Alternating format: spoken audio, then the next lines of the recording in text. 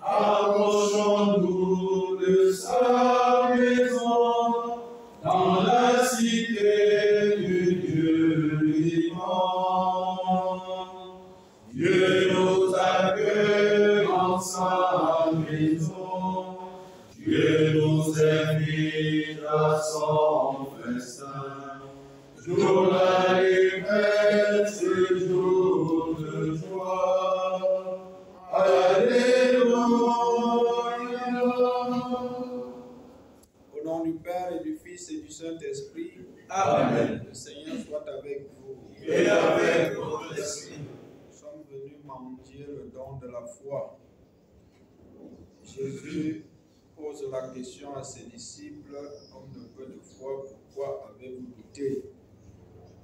Nous sommes bombardés par beaucoup de messages tristes. Nous sommes menacés par beaucoup de vent. Chacun de nous, très souvent, panique, oubliant que Jésus est notre rocher, Jésus est notre gardien et notre guide. Pour toutes les fois où nous avons douté de sa présence et aussi de son pouvoir, demandons humblement pardon. Je confesse à Dieu Tout-Puissant. Je reconnais devant nous, frères et sœurs, que j'ai péché en pensée, en parole, par action et par omission. Oui, j'ai vraiment péché. C'est pourquoi je supplie la bienheureuse Vierge Marie, les anges et tous les saints, et vous aussi, frères et sœurs, de prier pour moi, le Seigneur notre Dieu. Que Dieu Tout-Puissant nous fasse miséricorde, qu'il nous pardonne nos péchés et nous conduise à la vie éternelle. Amen. Seigneur, prends pitié. Seigneur, prends pitié. Ô Christ, prends pitié. Ô Christ, prends pitié. Seigneur, prends pitié. Seigneur, prends pitié. Prions au Seigneur. Tu as voulu, Seigneur, que par la grâce de l'adoption filiale, nous devenions des enfants de lumière. Ne permets pas que nous soyons enveloppés des ténèbres de l'erreur, mais accorde-nous d'être toujours rayonnants dans la splendeur de ta vérité. Par Jésus-Christ, ton Fils, notre Seigneur, qui vit et règne avec toi dans l'unité du Saint-Esprit, Dieu pour les siècles des siècles. Amen. Écoutez cette parole que le Seigneur prononce contre vous, fils d'Israël, contre tout le peuple qu'il a fait monter du pays d'Égypte. Vous êtes le seul peuple de tous les peuples de la terre que j'ai choisi d'aimer. Aussi, je vous demanderai compte de tous vos crimes. Deux hommes font-ils route ensemble sans s'être mis d'accord? Est-ce que le lion rugit dans la forêt quand il n'a pas de proie? Le lionceau va-t-il crier du fond de sa tanière sans avoir rien pris? L'oiseau tombe-t-il dans le filet posé à terre sans y être attiré par un appât? Le piège se relève-t-il au-dessus du sol sans avoir rien attrapé? Sonne-t-on de la trompette dans une ville sans qu'un danger menace le peuple? Un malheur arrive-t-il dans une ville sans qu'il soit l'œuvre du Seigneur? Car le Seigneur Dieu ne fait rien sans révéler le secret à ses serviteurs, les prophètes. Quand le lion rugit, qui peut échapper à la peur? Quand le Seigneur Dieu a parlé, qui refuserait d'être prophète? Parole du Seigneur. Nous rendons grâce à Dieu. Seigneur, que ta justice me conduise. Seigneur, que ta justice me conduise. Écoute mes paroles, Seigneur, comprends ma plainte. Entends ma voix qui t'appelle, ô mon roi et mon Dieu. Seigneur, que ta justice me conduise. Tu n'es pas un Dieu ami du mal, chez toi le méchant n'est pas reçu. Non, l'insensé ne tient pas devant ton regard. Seigneur, que ta justice me conduise. Tu détestes tous les malfaisants, tu extermines les menteurs. L'homme de ruse et de sang, le Seigneur le hait. Seigneur, que ta justice me conduise. Alléluia.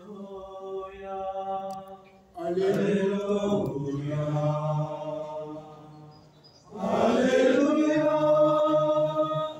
Alléluia. Alléluia.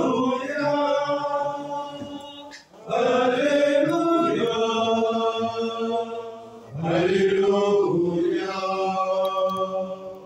Alléluia. Le Seigneur soit avec vous. Et avec votre esprit. Évangile de Jésus-Christ selon saint Matthieu. Gloire à toi, Seigneur. Comme Jésus montait dans la barque, ses disciples le suivirent.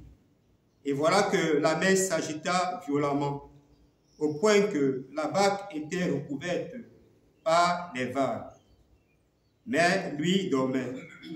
Ses compagnons s'approchèrent et le réveillèrent en disant, « Seigneur, sauve-nous, nous sommes perdus. » Mais il leur dit, « Pourquoi avoir peur, homme de peu de foi ?»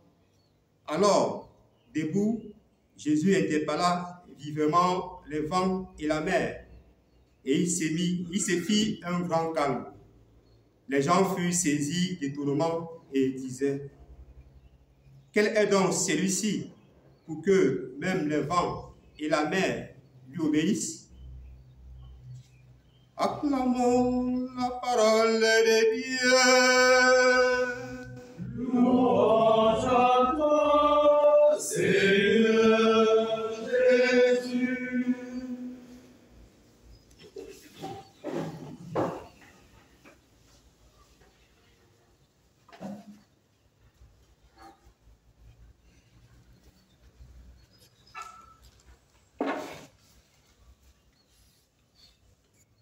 Le peuple d'Israël, objet de la prédilection de Dieu, n'est pas resté fidèle à son alliance, alliance que Dieu a établie avec lui, un peuple privilégié, choisi et mis à part par Dieu, mais qui malheureusement s'est révélé un peuple à la nuque raide, un peuple désobéissant, un peuple infidèle, un peuple ingrat. De fait, les privilèges dans la vie s'accompagnent des devoirs. L'élection est une grâce, mais on peut perdre la grâce. On peut passer d'un état de gracié à un état de disgracié à cause de l'infidélité. Être fils de Dieu, non seulement est un don, mais aussi constitue un devoir.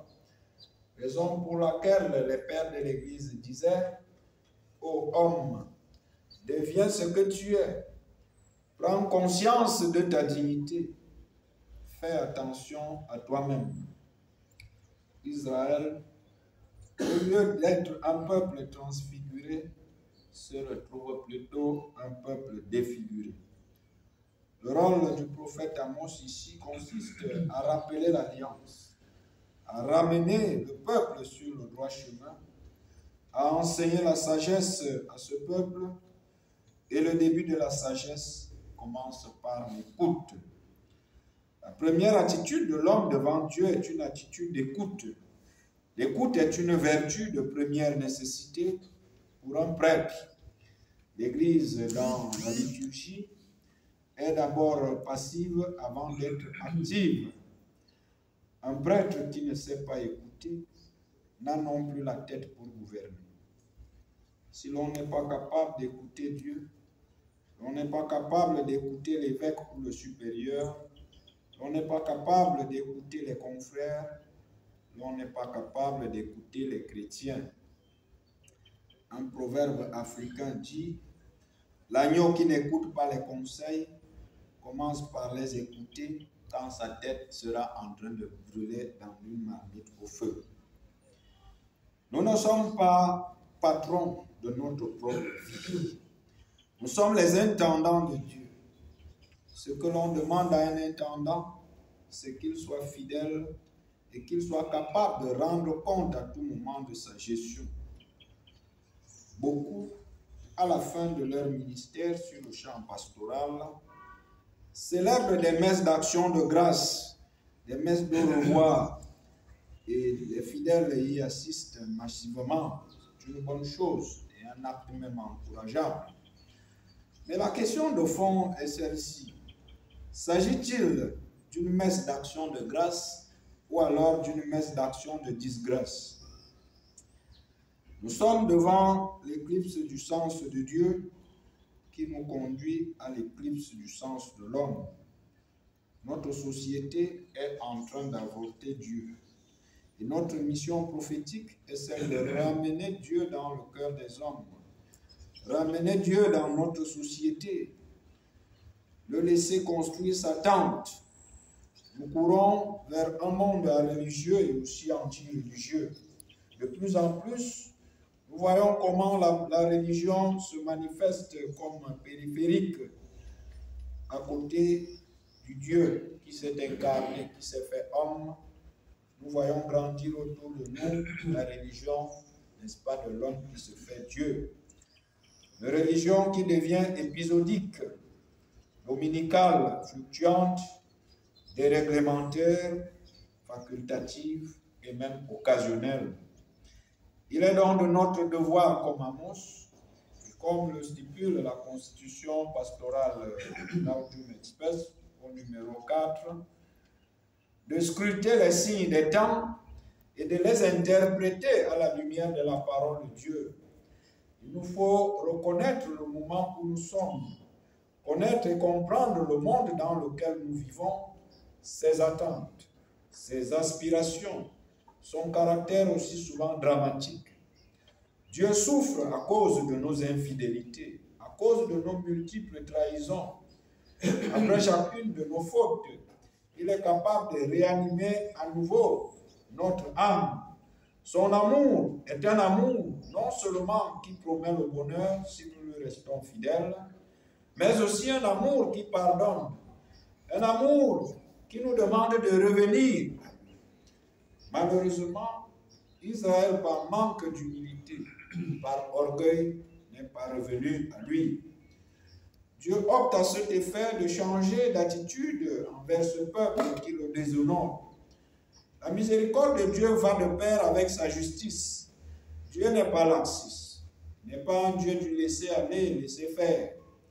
Il est un Dieu patient qui, par la suite, demande à l'homme de rendre des comptes de son comportement. Il ne veut pas la mort du péché, mais veut que celui-ci se convertisse et qu'il vive. Il est peiné de voir ses fils opérer des choix de vie qui les mènent inéluctablement à la perdition. Dans l'Évangile, on note en lui une présence dans l'absence et une absence dans la présence. Il est monté dans la barque avec ses disciples.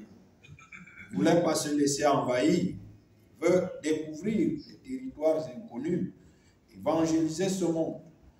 C'est à lui qu'appartient la barque. C'est lui le commandant de la barque. C'est lui qui donne l'orientation, la direction à la barque. Et cette barque, justement, devra suivre la direction qu'il va lui donner. Et c'est encore lui qui est chargé de la conduire vers la rive. La barque ici est le symbole de l'Église qui est en marche vers la Jérusalem céleste. Une Église qui avance à coups de pagaie, sous le contrôle du Christ commandant de bord. Notre modèle, notre entraîneur, le Christ, court devant nous. Il est au cœur du monde et au cœur de l'Église, ainsi qu'au plus profond de notre vie. Il commence et achève tous nos mouvements intérieurs vers Dieu. Le cri des apôtres est un cri de détresse, de désespoir qui cache la peur, l'incrédulité et le manque de confiance en Jésus. Sainte Thérèse de l'Enfant Jésus disait déjà que la plus grande souffrance du Christ, c'est le fait que les hommes n'ont pas confiance en lui. Ici, notre théologien dira qu'en chaque chrétien, il y a un peu d'athéisme. Si l'homme postmoderne croit, de quelle foi s'agit-il? Devant le danger, les apôtres paniquent.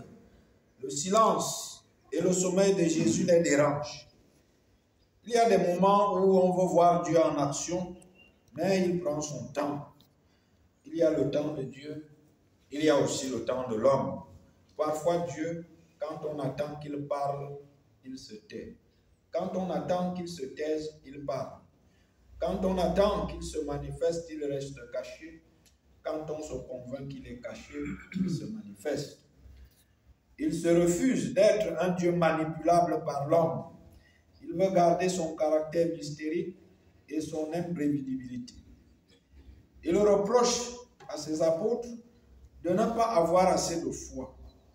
En effet, l'avenir appartient à ceux qui ont des solides raisons de croire et d'espérer.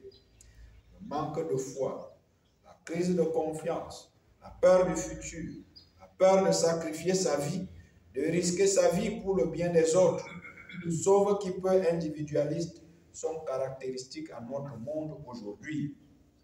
Devant le danger ou les situations difficiles, la foi peut s'affermir ou s'affaiblir, croître ou décroître. La foi ne supprime pas l'épreuve. Une foi qui n'est pas encore confrontée aux difficultés n'est pas une foi mature. Il nous faut donc passer par bien des épreuves pour entrer dans le royaume des cieux, comme nous l'affirme Saint Paul. Croire, c'est apprendre à risquer, apprendre à souffrir pour le bien des autres. Saint Basile le Grand remue notre conscience à ce niveau en ces termes, je cite. Les athlètes donnent toutes leurs ressources physiques et psychiques pour gagner une couronne. Et nous, qui avons devant nous des récompenses de la vie, tellement admirables en nombre et en grandeur, qu'il est impossible de les définir avec des mots, nous viendrons les recevoir en dormant à point fermé et en vivant sans prendre des risques. Fin de citation. En effet, la foi est le gardien de mon être, gardien de ma vie, de mon héritage reçu. Elle me protège, me guide, m'aide, me donne la sécurité. Dieu ne me laisse pas tomber de ses mains, ne laisse pas sa barque et la petite barque de ma vie tomber en dessous. La barque du Christ, qui est l'Église, ainsi que nos petites barques individuelles et même sacerdotales, sont menacées aujourd'hui par des vents contraires. Nous devons nous fier et nous confier au Christ. Nous devons cultiver l'espérance et le courage de naviguer à contre-courant. La vie n'est pas un gentil divertissement, affirmait Blaise Pascal. Elle est un combat. La vraie beauté du sacerdoce se révèle dans le don de soi. Elle s'accomplit dans la douleur. Nous sommes des instruments de l'Esprit Saint dans une soumission totale au Père, des humbles travailleurs dans la vie du Seigneur, des instruments insuffisants au service de l'Église du Christ pour faire progresser le royaume de Dieu, témoigner de l'amour de Dieu pour les hommes et pour faire ramener les hommes à Dieu. Demandons donc au Seigneur au cours de cette Eucharistie le don de l'écoute, la force, le courage d'affronter la mer de notre vie avec ces vents contraires qui la menacent aujourd'hui. Qu'ils augmentent également en nous la foi et nous rendent endurants devant les épreuves. Loué soit Jésus-Christ. Amen.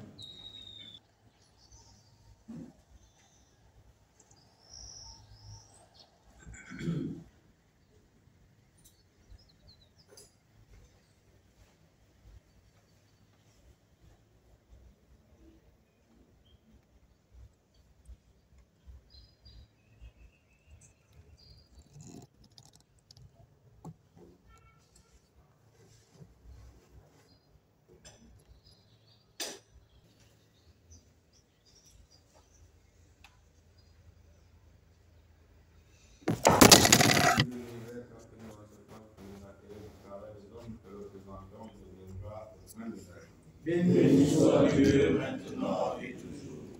Dieu béni Dieu de l'univers, dans le commencement de la vie du travail, comme que le présentant nous vient dans le pain du royaume éternel. Béni soit Dieu maintenant et toujours.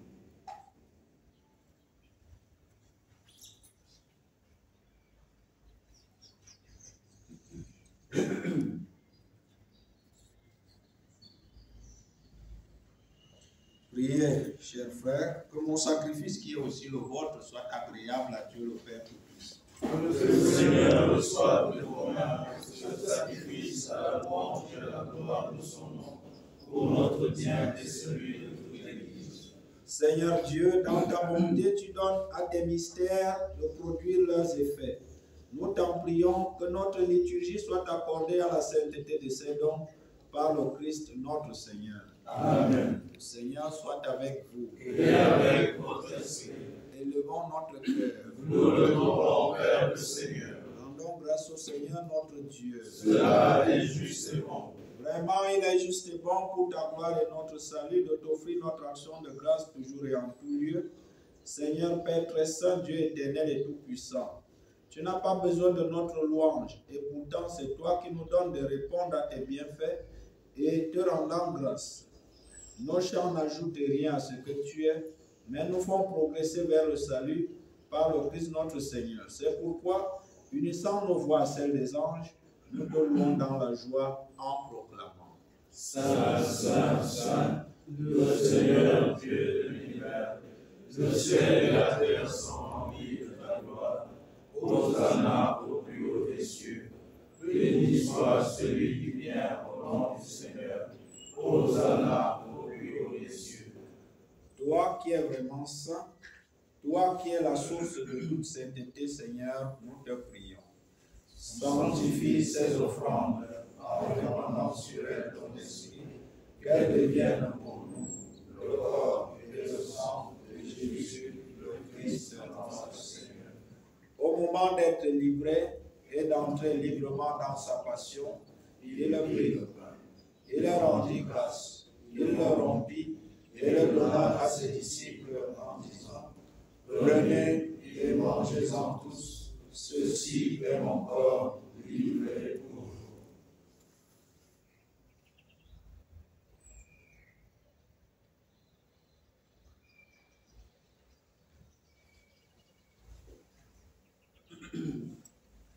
De même, après le repas, il prit la coupe. De nouveau, il rendit grâce et la donna à ses disciples en disant: Prenez et buvez-en tous, car ceci est la coupe de mon sang, le sang de l'alliance nouvelle et éternelle, qui sera versé pour vous et pour la multitude en rémission des péchés.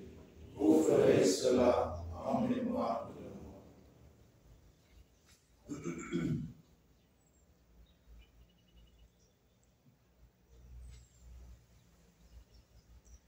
Il est dans le mystère de la foi.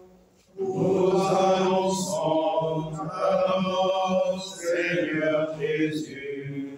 Nous proclamons ta résurrection. Nous attendons ta venue dans la gloire. En faisant ainsi mémoire de la mort et de la résurrection de ton Fils, nous t'offrons, Seigneur, le pain de la vie et la coupe du salut, et nous te rendons grâce, car tu nous as estimés dignes de nous tenir devant toi pour te servir.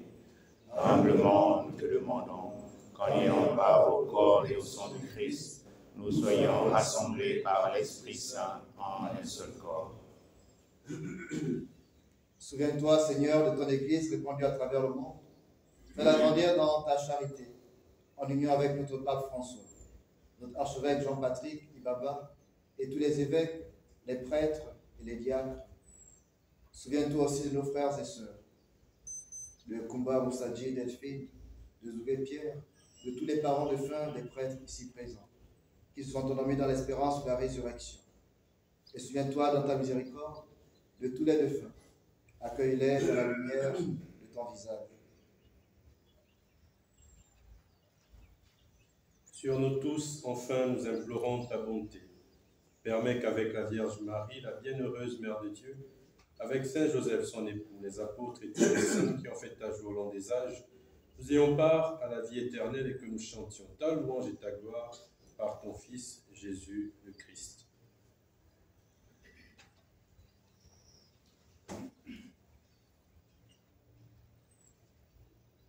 Par lui, Avec lui et en lui, à toi, Dieu le Père Tout-Puissant, dans l'unité du Saint-Esprit, tout honneur et toute gloire, pour les siècles des siècles.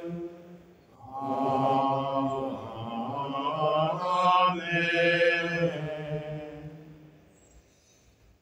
unis dans le même esprit, disons avec confiance la prière que nous avons reçue du Sauveur, notre Père. Qui es aux cieux, que ton nom soit sanctifié, que ton règne vienne, que ta volonté soit faite sur la terre comme au ciel. Donne-nous aujourd'hui notre pain de ce jour. Pardonne-nous nos offenses, comme nous pardonnons aussi à ceux qui nous ont offensés.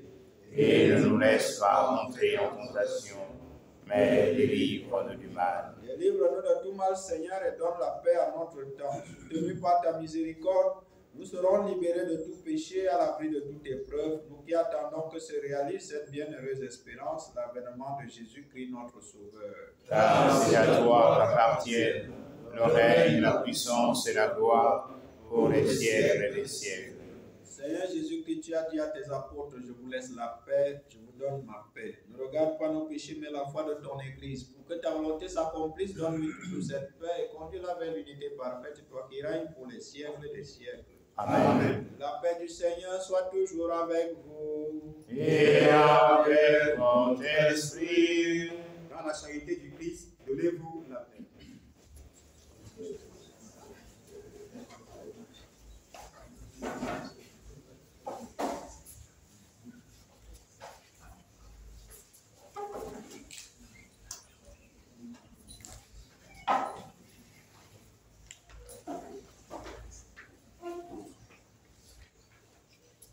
Agneau de Dieu qui enlève les péchés du monde. Oh, pitié de nous. Agneau de Dieu qui enlève les péchés du monde. Oh, Pitié de nous. Agneau de Dieu qui enlève les péchés du monde. Donne-nous la paix. Voici l'agneau de Dieu, voici celui qui enlève le péché du monde. Heureux les invités au repas des noces de l'agneau. Seigneur, je ne suis pas digne de te recevoir, mais dis seulement une parole et je serai guéri.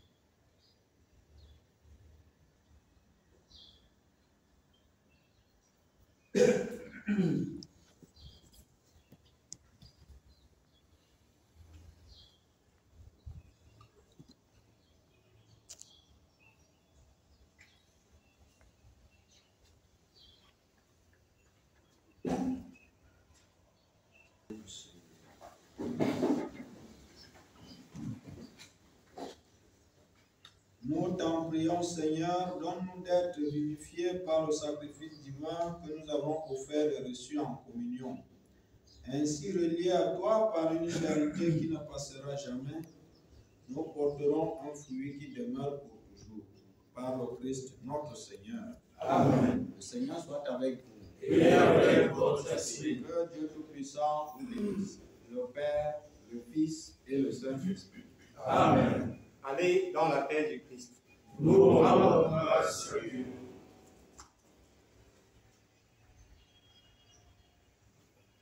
Toi tu me sondes et me connais, tous mes chemins sont devant toi.